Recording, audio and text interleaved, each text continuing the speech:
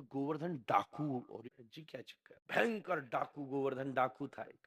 तो हमने कहा गिरिराज महाराज के सामने विराजने बिन के नाम को कोई भगत हुआ तो वह को स्मरण तो करिए। और प्रसंग की बात है, गोवर्धन डाकू, हजारन लोगन को वह मार डालो वाने, भयंकर। चलते चलते पीछे पकड़ने वाले लोग लग गए, दुश्मन लग गए, तो भगते हुए भगते भगते एक जगह सत्संग चल रहा था, तो सत्संग में छुपने के लिए आके बैठ गया, प्लेस बदल के। यहाँ कौन डिस्टर्ब तो कोई करेगा नहीं, और कोई ऊंचो संत कथा कर रहे हो तो फिर तो कोई नहीं रोकेगा, चुपचाप बैठ गया, कोई पहचानता नहीं, कपड़ा ढक के ऐसे मुंह ढक के बढ़िया बैठ गया। अब वहां कथा चल रही, कथा भी किसकी चल रही थी, करमेती बाई के पिताजी श्री परशुराम जी महाराज, और वो श्री ठाकुर जी के दशम स्कंद की कथा सुना रहे। उसमें मैया यशोदा गौचरण लीला के पूर्व श्री ठाकुर जी का श्रृंगार कर रही है। तो वहां में बता रहे हैं, आहा मयूर पुच्छ है, वाके नीचे सोने को, और सोने की लड़ माथे पर है, और सोने के कान के छल्ला है, और वह के ऊपर दो सोने की मछली लग रही है। देखिए राधा रमन जी की दो मछली खोपड़ी, हम लोग आए वैसे नाम तो उसका दूसरा, पर हम प्रेम से वह सबको मछली कह रहे हैं, कहेंगे हमारी ठाकुर जी की मछली। और बढ़िया सुंदर मैया ने सोने के कुंडल पहनाए हैं, और गले में 5-6 प्रकार के हीरा लग रहे हैं, माणिक लग रहे हैं, नीलमणि लग रही हैं, ऐसे हीरा गले में पहनाए, कड़ूला पहनाए, कौंधनी तो गजब की पहनाई है, जो छुन छुन आवाज आए ऐसी विचार करके, बड़े मोटे मोटे कड़ा हाथ में, पामन में भी मोटे मोटे कड़ा, और सोने की। और अब ब्यास तो जब प्रेम में ब्यात करे तो और खेत दे महाराज, में बा को बस चले तो कैरेट भी 24 नहीं 24,000 कैरेट को पहना दे, वो तो वा को बस चल जाए। अब डाकू सुनते सुनते वाकू आगो लालच, अरे भाई जी कौन सो सेठ है, कथा सुनते सुनते वाकू लालच आगो, मतलब जी सेठ जो अपने छोरा को गैया चरावे वे, और गैया चरावे, गैया चराते में चीज गिर जाएगी तो कोई अच्छी चीज पहनाएगो का। जिया के पास तो ऐसा माल भर रहे हो लगे कि गैया चरावन के ताई सोने के हार और बाग और छड़ी हुई सोने की, आके मन में लालच आ गो। और कथा में बैठे बैठे गोवर्धन डाकू सोचे कथा पूरी हो, कथा पूरी हो, कथा पूरी हो। सब लोग आए महाराज जी को प्रणाम करने, श्री परशुराम जी महाराज वो सबसे बाद में प्रतीक्षा कर रहा था, जब सब चले गए। और महाराज को बड़ा लगे, बड़ा धैर्यवान भगत है ये तो भैया, नहीं तो वो तो लोग जब लैन बनाए तो महाराज फिर देखो बस चले तो ब्यास जी की चटनी बना दे महाराज, ऐसे बल्लभकेंगे महाराज। एक बार एक ब्यास जी हमारे पहचान के बेचारे मंच से नीचे उतर गए, बिल्कुल संयम भाव से, ऐसी जनता टूटी, बिन्हीं को हॉस्पिटल ले जाना पड़ेगा महाराज, ऐसे प्रणाम किए, धैर्य सीना गिरा दिया, भद्दड़ में लोग ही भूल गए कि प्रणाम किसको करना है। बाबा जी नीचे दब गए, करें तो क्या, बड़ी अटपटी बात है। सबरे चले गए, बस परशुराम जी महाराज अपनी पोथी बांध ही रहे थे, उसी समय गोवर्धन डाकू आया व्यासपीठ के पास, प्रणाम किया, महाराज रुक गए कि चलो भगत आया। फिर उसने, सब तो प्रणाम करके जा रहे थे, तो ये प्रणाम करके सोचे करे तो करेगा, तो परिक्रमा लगाने लगा, ये लगा अच्छी बात है। परिक्रमा लगा के जैसे ही पीछे गयो, वह मैंने निकाली चाकू और धर दियो गले पे, पीछे तो ब्यास जी के गले पे चाकू धर दिया। वो चौंक गए, ये क्या बात है, जानता नहीं है मैं कौन हूं, नामी नामी, क्या डायलॉग था वो कि भैया मेरे नाम से बच्चों को मां डरा के सुलाती है रात में। कौन था यार वो उसका, शोले वाला, अरे गब्बर नहीं है तो गोवर्धन है यार।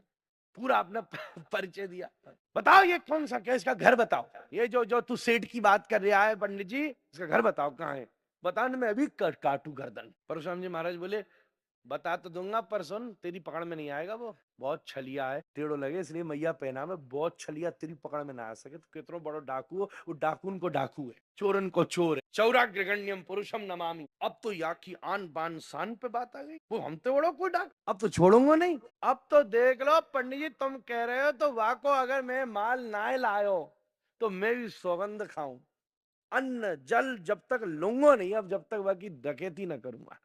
परशुराम जी समझ गए कि यहाँ पे ठाकुर जी कोई कृपा ही होनी है विषय, तो इसके लिए भी वो इतना पक्का हो गया कि मैं अन्न जल भी नहीं खाऊंगा, जल भी नहीं पीऊंगा, कुछ देखूंगा मैं नहीं, अब जब तक डकैती नहीं करूंगा। मेरी आन-बान पे बात आ गई। बताओ लड़के का नाम क्या है, लड़के का नाम है श्याम सुंदर। अच्छा छलिया लग रहा है, श्याम और सुंदर, दाढ़ी पर हाथ फेरा, डाक गांव कौन सा है, बोले जिला मथुरा। और बोले जगह तो उसकी बहुत बड़ी है, गोवर्धन भी मिल सकता है, वृंदावन भी मिल सकता है, कोई ऐसी बीक जगह बताओ। बोले वो बरसाना है, वहां वो थोड़ा प्रोटोकॉल के बिना जा, सब जगह तो फुल प्रोटोकॉल, छोरा छपारी संगों में, एक जगह ऐसी है, परशुराम जी महाराज भी कृपा करके वहां पे, वहां जरा प्रोटोकॉल नहीं होता। अच्छा हाँ, वही पकड़ूंगा फिर तो, अब तो किसी को वीकनेस पकड़नी पड़ती है ना, बोले तो परशुराम जी बोले वो बरसाने में वीकनेस है। तो पूछे बोले वीकनेस कौन सी? तो बोले वाह को वर्णन नहीं कर रहा हूं। क्यों?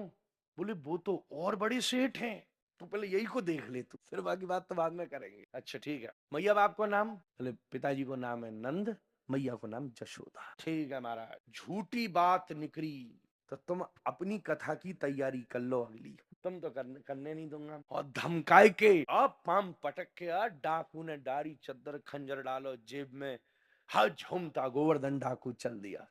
परशुराम जी महाराज ताली दे के हंसे, आप पे कृपा होनी है इस बार। और न पैदल चल के आयो सीधा ब्रज आ गया। ब्रज आ गया, एक तो ब्रज में प्रवेश करते ही इसको संस्कार, कुछ तो फर्क पड़ेगा ही। और अन्न जल सब छोड़ के अगर बैठा है तो दिन भर और स्ट्रेटेजी बना रहा है। स्ट्रेटेजी बनाएगा तो किसका विचार करेगा? लीला का, रूप का, नाम का, यही। अच्छा, पंडित जी कह रहे पीले रंग को कपड़ा डाले ऊपर वो कंधे पे, पीताम्बरी पहने। अच्छा, डंडो भी है वहां के पास सोने को। और फिर सोच रहे हो जो गले में हार है वहां में जो हीरा लगे हैं, ये और क्या है? हम भी तो दिन भर बैठे बैठे यही तो गा रहे हैं, चांद सा सलोना। और डाकू भी तो यही सोच रहा है, ऐसा उसका मुख, ऐसी पीताम्बरी, ऐसे पाम, और ऐसी जी और लीला। अच्छा, गोकुल और बरसाने, फिर बरसाने का ब्यौरा करके आया। अच्छा, ये यहाँ पेड़ के नीचे अगर आगो तो यहीं आए दबोचूंगा मैं, और यहाँ पेड़ से बांध के अगर सबरो माल उतरवा लूंगा मैं। प्लानिंग कर रहा है पूरी कि राज जी सब जगह डोल डाल के। अब बहुत दिन है गए, पता ही नहीं चल रही, कुछ दिन हो गए, कोई दिख ही नहीं रहा है, कोई गतिविधि नहीं हो रही है। तो एक व्यक्ति से पूछा, ए यहाँ नंद का घर कौन सा है, जशोदा का घर कौन सा, कोई श्याम सुंदर नाम का लड़का है क्या यहाँ? ने उसने भाव में कह दी किसी भक्त ने, ये सब नंद का ही घर है, सभी सभी श्याम सुंदर है। बोले नहीं ऐसे नहीं, ये रूप बताया, छोने की लकुट लेके गैया लेके जाता है 9 लाख, 9 लाख तो गैया है उसपे। गोवर्धन डाकू बोला तुझे क्या पता, और जे और सब वर्णन किया। तो बोला वो बात तो भाव की है ना, भाव, अरे वो तो कथा में, अब इस समय थोड़ी ना असली में भाव की बात है। डाकू बोला पागल हो गया क्या, पंडित जी झूठ बोलेंगे? हम डाकू झूठ बोलते हैं, पंडित जी थोड़ी ना झूठ बोलते हैं। ऐसा उसका भाव, पंडित जी थोड़ी ना झूठ बोलेंगे, साची सुनाइए। कम से कम 10,000 आदमी सामने बैठा था, बिन्ने सुनिए, सब खुश हुए। हम डाकू सरी के झूठ बोलते, पंडित जी इतने बढ़िया, इतने विद्वान, वो थोड़ी ना झूठ बोलेंगे ना। कथा ऐसे तो है यार, ऐसे है जरूर है, तू बता नहीं रहा, तू बचा रहा है उसे। और 1-2 दिन निकले, तब जिससे पूछो कहते ये तो कथा है, भागवत जी में है, अब ऐसे तो न दिख जाएंगे हमारे। अब इसके हौसले टूटने लगे। भूख, अब डाकू था तो आदत तो थी भूखे प्यासे रहने की, क्योंकि चोरी करके छुपा रहता था। अब वो भी लिमिट क्रॉस होने लगी। अब उसके सब बिल्कुल प्रयास शिथिल पड़ने लगे। तो अब बैठे बैठे हताश हो गया और बोला मैं तो पंडित जी की सच्चाई पर भरोसा किया, इस ब्रह्मांड में अगर सच में कोई ईश्वर है तो मेरी मदद करे आज। अब पहले सब डाकू आस्तिक तो थे ही, चाहे डाकू थे। रावण सरी का भी आस्तिक ही था, भोलेनाथ के चरण पकड़ता था, बड़े बड़े हम देखते काली के सामने खड़े कर देते थे। तो अगर इस जगत में कोई ईश्वर है तो भैया, और अगर सच में पंडित जी सत्य बोलते हैं और जो उन्होंने आसन से बैठकर कहा अगर वो सत्य होता है, और मैं बहुत भूखा और प्यासा इतनी देर से उसको ढूंढ रहा हूं, अगर मेरे प्रयास में कमी नहीं है तो मुझे ये श्याम सुंदर नाम के लड़के से मिलाओ। और बैठा बैठा प्रार्थना करने लगा। इतनी भूख प्यास हो गई, कमजोरी सी होने लगी, अब तो रोने पर आप बोले प्राणी निकल जाएंगे, अब तो मैं शपथ लेकर आया हूं। महाराज जी ऐसा ऐसा ऐसा महाराज उसने प्रयास किया कि ठाकुर जी अधीर होकर सामने सच में प्रकट हो गए। और वही वेश में जा वेश को वो खोज रहे हो, वही वेश में, वही सोने की लकुट और वही हार और वही बाजूबंद और वही वेश में ठाकुर जी सामने प्रकट। हाँ आए गए हो महाराज, साक्षी देखो मैं कह रहा पंडित जी सच कह रहे होंगे, अब आयो इतने दिना से डोल तो फिर रहे हो। अब निकालो माने खंजर, ए लाला बांधू मारू पकड़ू। ठाकुर जी बोले तू का मुंह मारेगो, तो ते बड़ो चोट मैं खुद ना। ए खंजर हाथ में वके, श्री जी बाबा का भी दर्शन करो तो वर्ष में एक बार दर्शन होता है, हाथ में आयुध पकड़ा हो जाए नीचे वाले हाथ, श्रीनाथ जी का दर्शन कर। खंजर उतार रिया नहीं उतार रिया, अब ठाकुर जी भी सब उतार उतार के धर भी लगी, लकुट धर दी, कुंडल धर दिए, हार धर दिए, ले ले ले ले ले ले ले, इतना आसानी से धर दिया तेने, मैंने तो आज तक ऐसा कुछ देखा नहीं सेठ। रो में गिड़गिड़ा में मरे, तू तो कुछ कर ही ना रहे हो, इसका मतलब तेरे पास कोई और असली धन है। डाकू बोला ये तो लगे तेरी केवल ऊपर ऊपर की परत है, छिलका छिलका, कीड़े को छिलका है, असली फल तेने माल कहीं छुपा रखा है, तू सच बता, नहीं मैं छोड़ूंगा नहीं अभी। ठाकुर जी बोले, फिर असली माल चाहिए? हाथ चाहिए। ठाकुर जी ने बात को हाथ यूं पकड़ा था, हाथ पकड़ के खींच के हृदय से लगा के राधे कान में श्री राधे कह दिया। हमारे बोले हमारा असली धन ये नहीं है, हमारा असली धन क्या है? हमारो धन राधा, श्री राधा, श्री राधा। गोवर्धन डाकू भी ठाकुर जी के इतने से स्पर्श से सारे सारे कोटि कोटि जन्म जन्मांतर की पाप राशि जल करके भस्म हो गई इसकी। उसने इतनी देर जो भगवत चिंतन किया, उससे सब कुछ समाप्त हो गया। और श्री ठाकुर जी की प्रेम माधुरी में सच में उसने श्याम सुंदर की असली चीज लूट ली महाराज। इसलिए इसी को कहते हैं नेह किम वधा।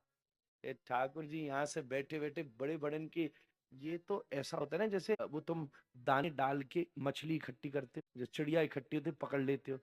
सभी चिड़िया बैठी है यहाँ, कोई कहीं उड़े, कहीं कहीं उड़े, कोई कंग उड़े, कोई कंग। सो ठाकुर जी ने भागवत जी के दाने डाली, सभी चिड़िया आ गई हैं। और जा देना बाप फंदा में चिड़िया ठाकुर जी ने फंसाई, फिर तो वो चिड़िया नहीं, वो तो ठाकुर जी की सुख है, ठाकुर जी को मयूर है।